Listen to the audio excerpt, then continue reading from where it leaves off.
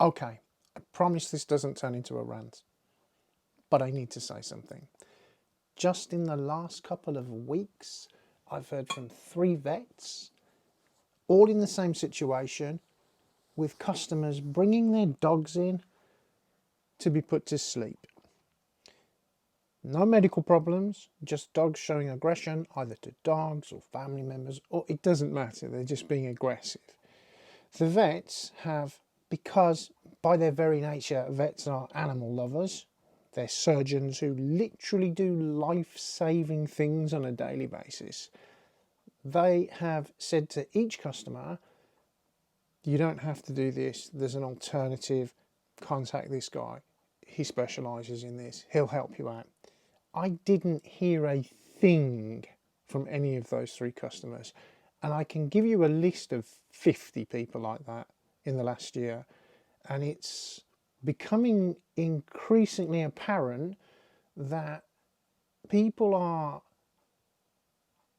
just using this as a get out of jail free card, this casual taking of life without checking whether that's necessary.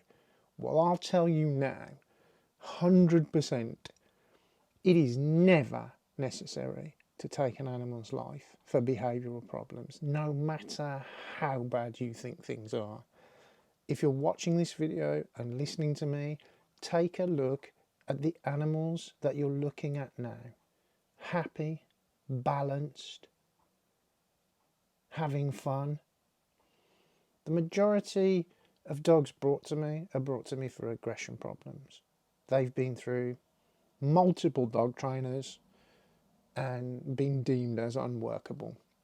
In this video, there is a dog who gave me 3 days in hospital. I had 2 surgeries on the hand that he dismantled, and he is in this video unmuzzled, running around.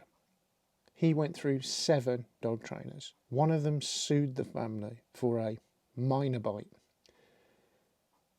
You couldn't pick that dog out unless you know him. If you can, you should come and work for me. There are multiple dogs in this video that have either attacked or tried to attack me. I guarantee, unless you know their story or unless you know me, you can't pick them out. These dogs are not beyond help, will never be beyond help, and as you can see, with the right knowledge and the right plan and the right evaluation initially, you can do this. Now you have to ask yourself, because this is where I'm really getting to the heart of this, what kind of people do we want to be? There are also a number of dogs in this video, a handful, that don't have any aggression problems at all, but their owners were absolutely at their wits' end with other behavioural problems, and all of those have been rehabilitated as well. So, if you're in that situation, here's what I want you to do. Pick the dog out who gave me 3 days in hospital. He's not wearing a muzzle, and he's in a collection of dogs that have either attacked me or tried to attack me or one of my pack. And I want you, if you're in this situation, to pick those dogs out from this video. Feel free to text me, email me, Facebook me, doesn't really matter. Tell me which dogs you think it is. I guarantee if you don't know those stories or you've never met me, you'll get them all wrong. And if you get them right, it's pure luck. It's a pure guess. Those dogs in this video, every dog is balanced, is either completely rehabilitated or is pretty much far down the line, and there's a couple of new ones in there, as you'll see from the muzzles. Those muzzles won't last long. This situation is seemingly getting worse. I think that people are misinformed by YouTube clips, various so-called experts on the internet, and dog trainers who simply don't know what the hell they're talking about.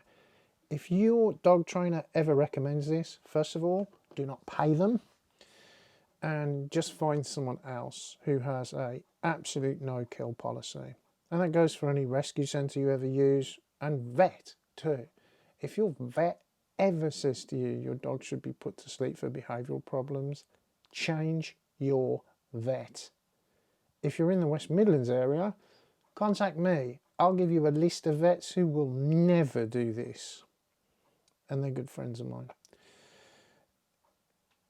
So what's the real problem here? Well, it's pretty simple, and it just can be applied across any part of anybody's life. You panic, fear gets the better of you, you make poor decisions, and you immediately limit your options. You go for the quickest exit out, and you hand over responsibility to your vet, who no doubt is heartbroken if they've known that dog for a while, or even if they haven't known that dog for a while. Vets don't want to do this, and you need to think about that. Think about what you're doing. You're handing over the responsibility of terminating a life of an animal that can be rehabilitated because you haven't either got the right information, or more to the point, as I'm finding out more regularly, you're not willing to put any effort in. I do not care how dangerous things have become. I do not care if you've been bitten. I get bitten all the time. Just, you need to be a little bit more rough and tumble, I'm afraid. Dogs are a rough and tumble predator. And sometimes they get unbalanced, and whether you inherited that if you rescued a dog or took a dog on, or your dog developed that over time from a puppy onwards, you can see this at any age. And it's actually one of the very easier things to put right if you know how. Now, I'm not saying that you're not going to have a rough time. That's part of the deal sometimes. Sometimes it's over very quickly, but sometimes you get more resistance from a particular dog. And it can get, you know, as I say, I've had a few hospital visits, but I'm just saying that's probably not going to happen to you. It might happen to me. Don't worry about it. I'm used to it. It's normal for me. Now, I'm not saying you're going to have to do that, but it might get rough. You might have a little nick or an injury. Your dog might get a little nick or an injury. Stop worrying about it. They won't need emergency treatment. Sometimes it just gets to that point. It's rare. If it does get to that point, that's why you bring people in with my knowledge, and we do the work to a certain degree for you, and then get your dog stable enough so then you can just move on to the next phase, basically. So we get the dangerous phase out of the way for you. But if your dog is just lacking simple leadership, then look, this situation is so common and so misunderstood that I have to wonder to myself just how many dogs lose their lives across this country because of poor television programs or poor internet experts, and this seemingly increasing problem where a person just goes, no, I can't be bothered with this. Why did you get a dog? Why is this such an easy choice for people? You're killing something. And you're killing something because it's behavioural problems. This is just, it's beyond stupid at this point, and it's getting more common. And if you're in this situation and you don't know what to do, I tell you now, from the bottom of my heart, this is not the decision to make. I heard a saying once from a favourite commentator of mine who's passed away now, and he said once in a debate, he said something and it was just brilliant. It registered with me, and it still registers with me today. He said to one of his many critics in a live debate, who just said something really horrendous to him, he said, "We choose our regrets." And that really stuck with me. We're all going to get to the end of our lives with regrets about things we've said or shouldn't have said or didn't say. You want to take stuff back that you've said to loved ones, to anybody.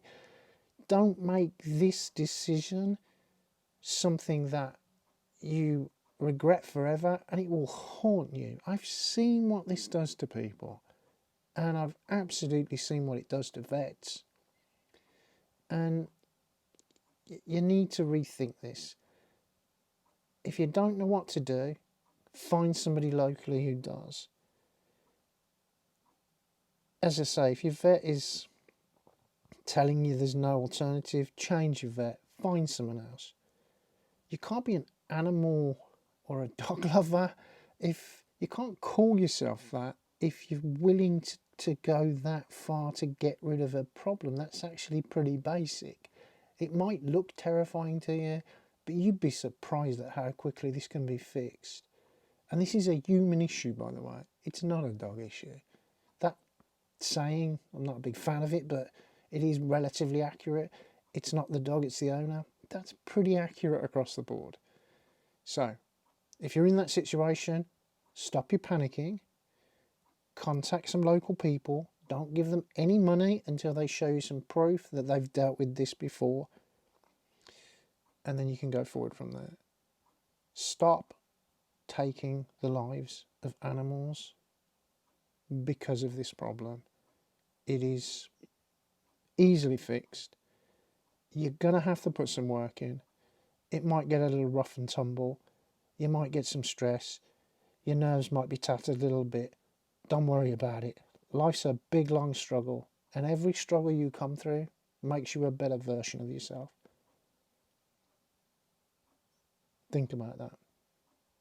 And you choose. You choose your regrets. And if you choose this one, I promise you, it'll be one of the worst decisions you ever make. But if you get through this and you find some help, you'll never have a better friend. Take care. Stay safe.